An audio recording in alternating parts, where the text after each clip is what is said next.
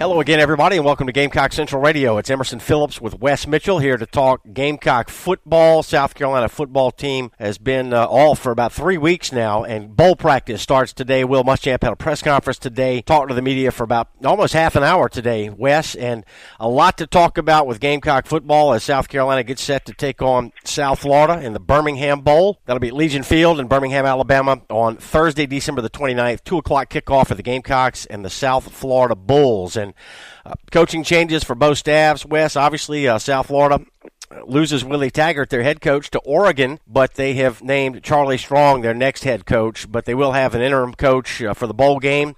But Coach Strong, obviously, very involved with the team, and this is just one of the stories that we're following here on this Thursday afternoon. Yeah, South Carolina starting bowl practice. It sounds like it's really going to be almost run like a separate spring practice. You want to obviously get ready for the game, get ready for South Florida, Emerson. But, it's all about a developmental game and an opportunity to get guys extra work. The seniors won't even work the first 2 days of practice, which I think is pretty sharp. I think Muschamp sort of, as he does with everything, he's got a plan and he's going to go work it. We had some people on our board talking about, well, why wouldn't they practice more? Well, I think there's probably a law of diminishing returns at some point where you're just going to grind the guys out, and they're not going to be ready for the bowl game because they're going to be tired. So I think you sort of give them a little bit of time off. You develop them. First 4 days of practice there'll be no South Florida work. It'll all be fundamentals and South Carolina stuff. And they've done a lot of self scouting so far in the off season. So. Yeah, I think this would be very, very good. Win, lose, or draw in the game, this would be very, very good for a young football team. All right, the Gamecock staff will work with younger players and focus on Gamecock players for the first 4 days of practice. That'll be through Sunday. And then Monday they'll start with preparations for South Florida. So, Wes, we've got Shawn Elliott leaving for Georgia State. He's the new head coach over there in Atlanta for Georgia State University, and the Gamecocks have brought in John Latina, a veteran offensive line coach, to be interim OL coach in preparation for the bowl game. Yeah, I thought this was kind of a unique thing. I guess, I don't know how you'd say it, it's kind of outside the box move, but I like it. You're talking about someone who's had, 37 years of experience coaching offensive line. This is a guy who has been at Notre Dame, has been at Duke with Kurt Roper, has been at Ole Miss, has been at a number of different stops and coached a bunch of top offensive linemen. And, this is a situation where obviously South Carolina's offensive line has struggled. And this is a guy who is known as a veteran and someone that is already very familiar with the scheme South Carolina runs due to his time at Duke. So I think that it makes a lot of sense to get these guys, a few weeks of extra development. Maybe they get to hear a different voice. I think rather than just have them sort of waste, these few weeks of practice, I think it's a smart, it's a modern move by Will Muschamp. I think you're always looking for ways to improve your program. This sort of status quo thing would have been just to name a grad assistant as the O-line coach for the game and go from there.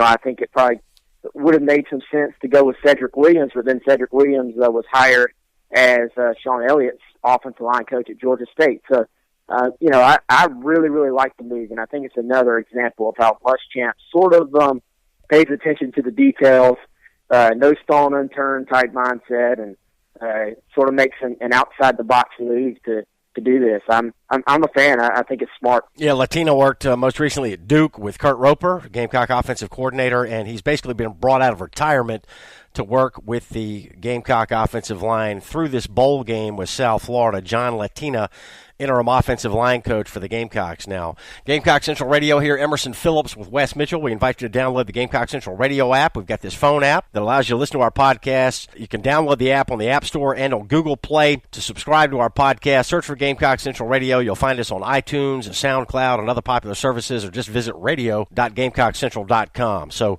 Latina worked a number of years at Clemson. He's been all over the place. 37 years in the coaching business, interim offensive line coach for the Gamecocks through the bowl game here, Wes.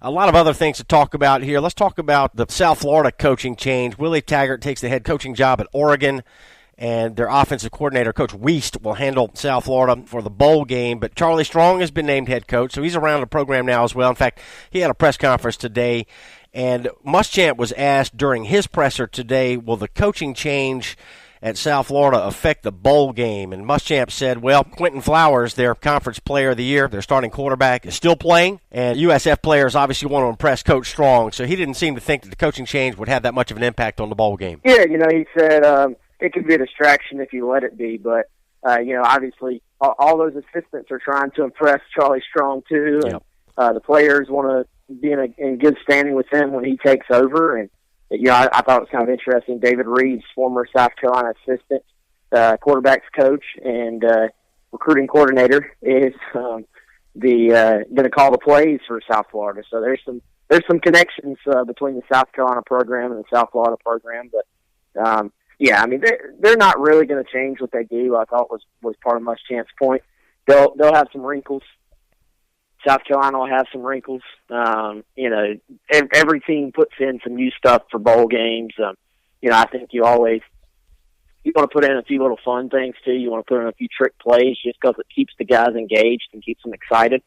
So South Carolina will have to be ready for that, no doubt. But otherwise, I think it's a slight help for South Carolina. But overall, South Florida is still going to be the same team that they tried out there. All right, Wes, we've got 3 new players joining the Gamecock football team for bowl preparations. Now, they're not going to play in the bowl game, but we do have MJ Webb, a kid who is finishing up high school right now. He'll be an early enrollee in January. He's the kid from Charlotte, and he'll join the team right away. And 2 junior college signees as well yesterday, Wes. Caleb Chalmers, a former Clemson player who went to junior college in Mississippi. He'll have 3 years to play 3. Chalmers won 2 state titles at Greenwood High School. He was a Shrine Bowler at Greenwood High, one of the top prospects in the state of South Carolina when he came out a couple of years ago. 3 years to play 3 for Caleb Chalmers, defensive back from Greenwood.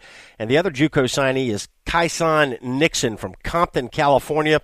Went to junior college in Arizona. He's a defensive back as well, and he played in the Snoop Dogg Youth Football League. And Snoop Dogg went on Twitter this week to congratulate Kyson Nixon. And Coach Muschamp said today that, yes, Snoop Dogg would be welcome at Gamecock football practice anytime. Yeah, those guys. That doesn't sound like it's completely set in stone. Those guys will practice with the team for the bowl game. But certainly all those guys will be at South Carolina for spring practice. They'll get in January. And, obviously South Carolina needed help in the secondary. I think there's some players to work with there, but no depth really at all. Plus, they have a number of seniors at safety that will obviously be moving on.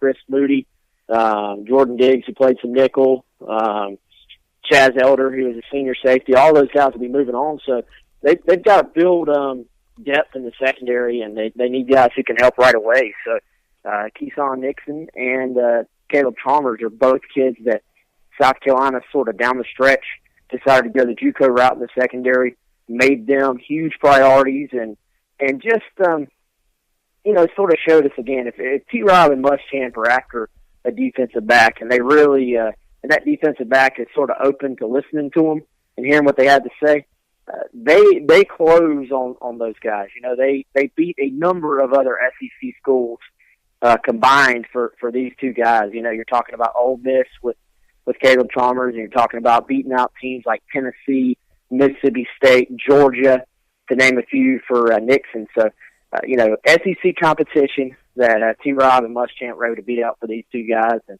they should help South Carolina right away. Muschamp talked about how they could bring speed to the secondary, and that they got ball skills, they can tackle too. So, I think both these kids are guys that can play cornerback. But when I look at South Carolina's needs, that might, those 2 guys might actually be South Carolina's 2 starting safeties to start the season next year.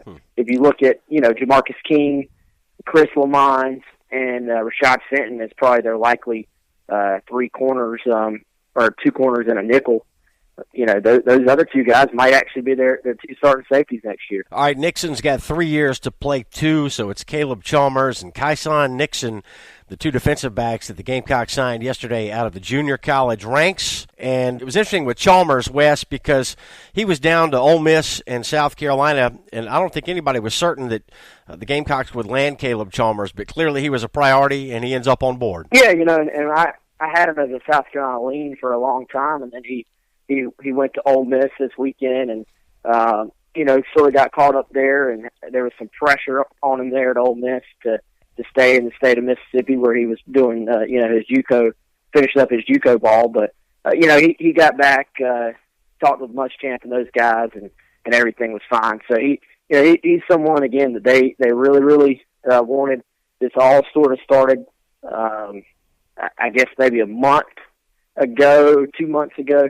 South Carolina actually, when they started going on the road again, they actually went by Greenwood and sort of touched base with that coaching staff, started gathering information about Caleb Chalmers' background, and really did their due diligence. They sort of worked that side of it with him being an in-state kid originally, and I think did a great job. You never want to completely rely on junior college kids as a rule, but if you look at South Carolina, you look at what they're bringing in as far as the freshman class in the defensive backfield, and you look at their needs.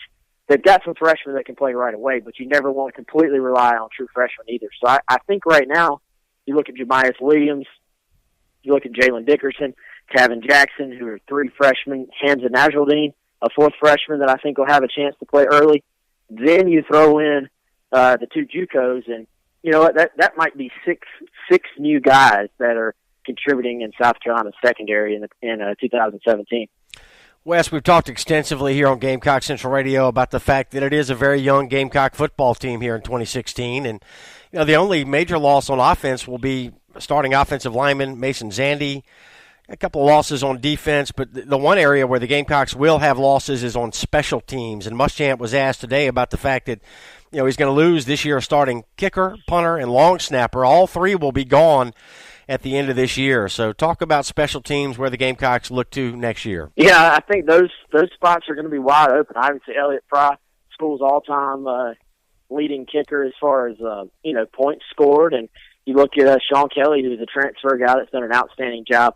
Muschamp likes to put his players in pressure situations in practice. So the first, we talked about how the first 2 days there'll be no seniors. So there'll be no Sean Kelly, there'll be no Elliott Fry, and these other young guys are going to have an opportunity to get out there and show what they can do in those situations, in live situations. So we'll see.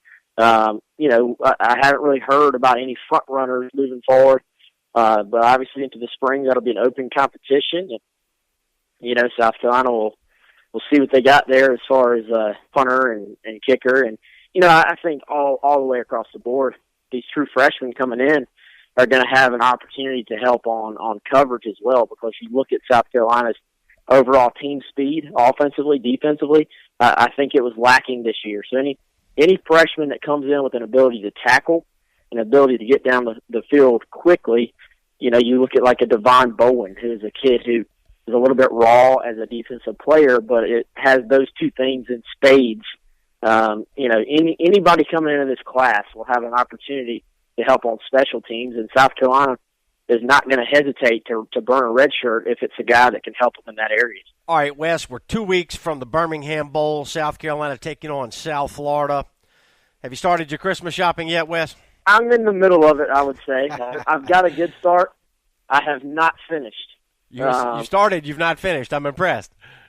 Yeah, so I'm very much an online shopper, because I get out in that mess and I get very, very tired of it very quick. So, to put it nicely, I guess. Yeah, I hear you. I'm impatient as well, Wes. Going to the malls, not much fun. So online's the way to go.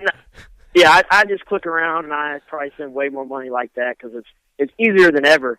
Like Amazon. I mean, now they've got like one-click shopping where they got all your info saved, which they're probably shipping it or saving it and selling it to somebody else. But I guess that's the way of the world right now. Yeah, it's a piece of cake. But but now you click it and they just send it to you. So the FedEx guy over here, I think we're on first name basis now, because I've had everything just shipped to my house. Yeah, so ship it right to your door. I don't do that whole thing.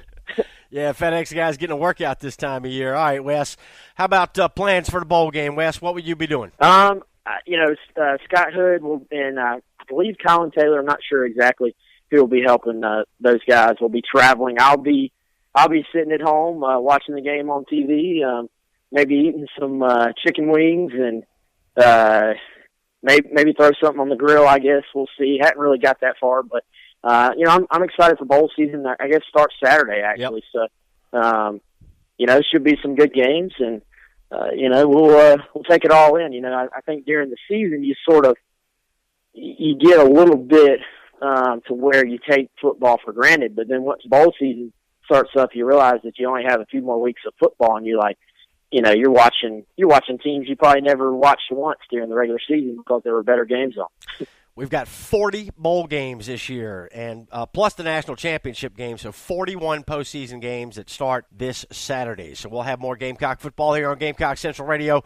Wes, we appreciate the update today. Happy holidays and have a great Christmas. Thanks, man. You too. All right, he's Wes Mitchell. I'm Emerson Phillips. This is Gamecock Central Radio. We'll be back with more on the Birmingham Bowl, South Carolina and South Florida, set for a 2 o'clock kickoff on Thursday, December the 29th. Thanks for joining us on Gamecock Central Radio.